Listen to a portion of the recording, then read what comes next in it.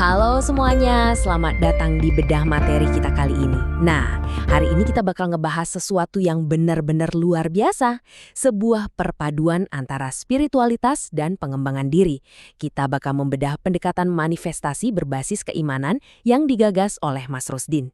Coba bayangin ya, kita ngambil sebuah konsep modern yang lagi populer banget, terus kita bongkar dan bingkai ulang sepenuhnya pakai lensa spiritual yang super mendalam. Seru banget kan? Saya benar-benar antusias nih buat mandu teman-teman semua nyelamin materi luar biasa ini selangkah demi selangkah. Oke, mari kita langsung selami nih, 1 juta. Angka ini bukan sekedar angka acak loh, ini adalah representasi dari lebih dari 1 juta eksemplar buku Quranic Law of Attraction yang udah terjual. Jutaan kopi? Gila nggak tuh? Angka yang fantastis ini ngebuktiin kalau dampaknya itu beneran nyata dan masif. Jadi ini bukan sekedar teori pinggiran ya, ini tuh fenomena yang secara harfiah udah ngubah cara pandang ratusan ribu orang tentang kesuksesan, harapan dan doa mereka di dunia nyata. Biar kebayang, ini agenda perjalanan kita di Explainer kali ini. Kita bakal mulai dari fenomena Law of Attraction, terus dilema tauhid pada Law konvensional, konsep Law A ala Al-Quran, 2 perbedaan mendasar, 3 langkah praktis harian, dan ditutup dengan bangkit dengan efek duha.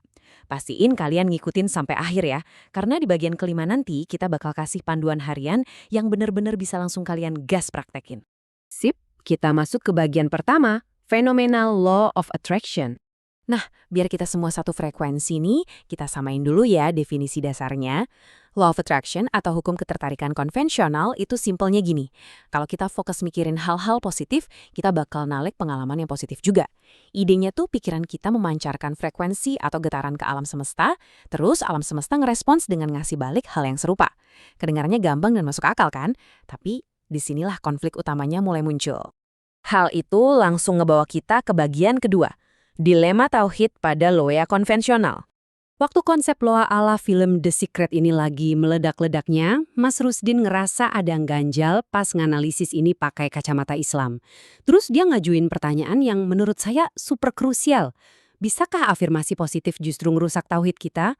Tauhid kan fondasi paling penting dalam Islam, yaitu mengesahkan Allah.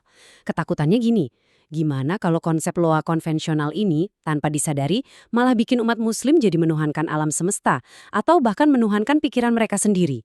Bukannya bergantung sama sang pencipta, malah mikir, wah pikiranku lah yang narik rezeki ini, atau alam semesta nih yang ngabulin mauku. Jujur aja, ini masalah teologis yang serius banget kan? Terus gimana dong solusinya?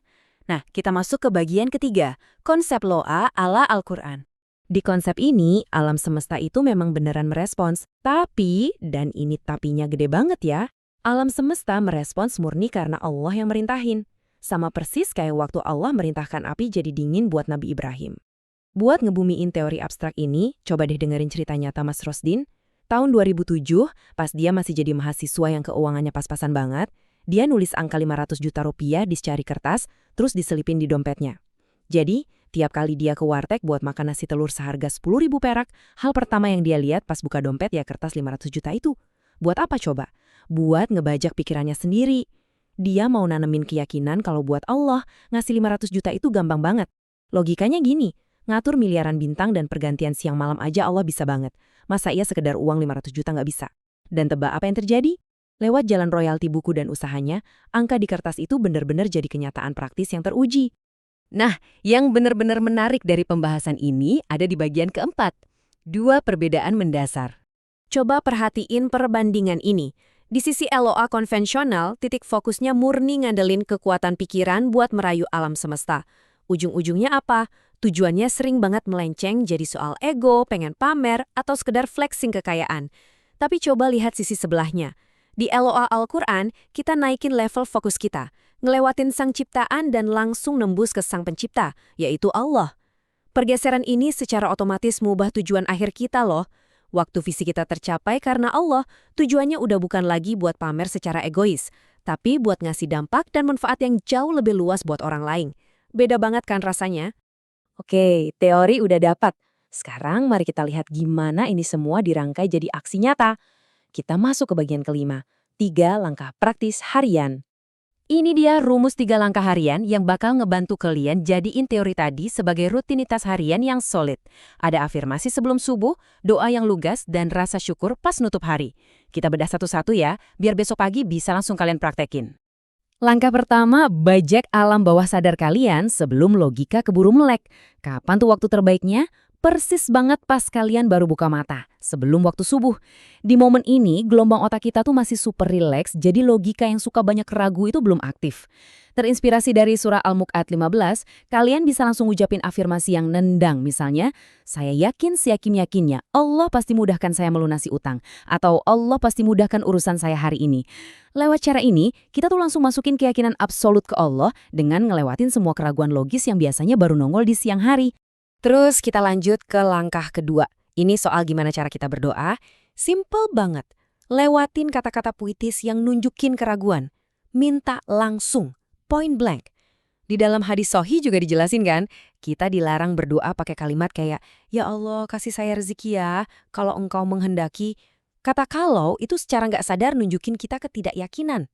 Kalau kita perhatiin, para nabi dulu tuh nggak pernah pakai kata semoga atau mudah-mudahan. Mereka mintanya langsung dan to the point, yang nunjukin level iman yang luar biasa tinggi. Jadi kalau misalnya hari ini bisnis kalian butuh 1000 orderan, ya minta aja 1000 orderan itu langsung ke Allah, tanpa ragu sedikit pun. Langkah ketiga ini buat penutup hari kalian. Kunci kesuksesan di malam hari dengan menumbuhkan rasa syukur sebelum tidur. Kenapa ini krusial banget? Karena waktu kita tidur pules, alam bawah sadar kita itu aslinya nggak pernah tidur. Dia memproses info 24 jam sehari 7 hari seminggu.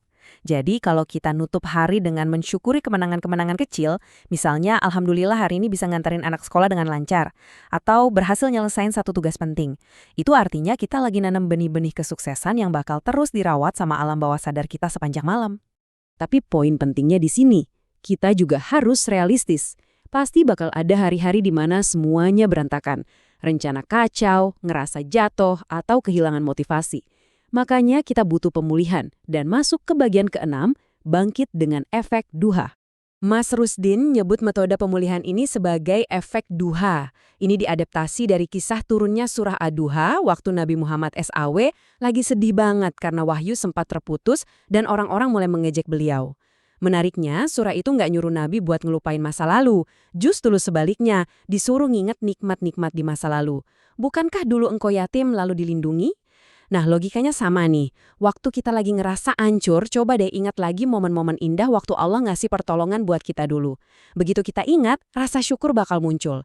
Terus sambung deh sama istighfar buat memohon ampun. Luar biasanya, siklus ini bisa bikin kita mental dan bangkit lagi dengan super cepat. Mungkin cuma butuh 1 atau 2 jam aja. Persis kayak gimana Nabi Yunus bisa bangkit dari keputusasaan pas lagi di dalam perut ikan paus lewat pengakuan dan tobatnya. Dan ini bawa kita ke kesimpulan akhir dari explainer kita kali ini. Di titik terendah sekalipun, kalau kalian berprasangka baik sama Allah, Dia pasti bakal nolong kalian. Itulah inti sesungguhnya dari Law of Attraction ala Al-Quran. Ini bukan soal memanipulasi alam semesta buat kepentingan ego sendiri, tapi soal naruh rasa optimis dan tawakal yang total ke Sang Pencipta. Nah, sekarang pertanyaannya buat kalian. Setelah tahu rahasia keren ini, gimana kalian bakal ngubah kalimat afirmasi kalian besok pagi? Coba deh mulai praktikin langkah-langkah tadi dan rasain sendiri perubahannya. Makasih udah nemenin dan nyimak materi ini sampai habis. Sampai jumpa di pembahasan seru kita berikutnya.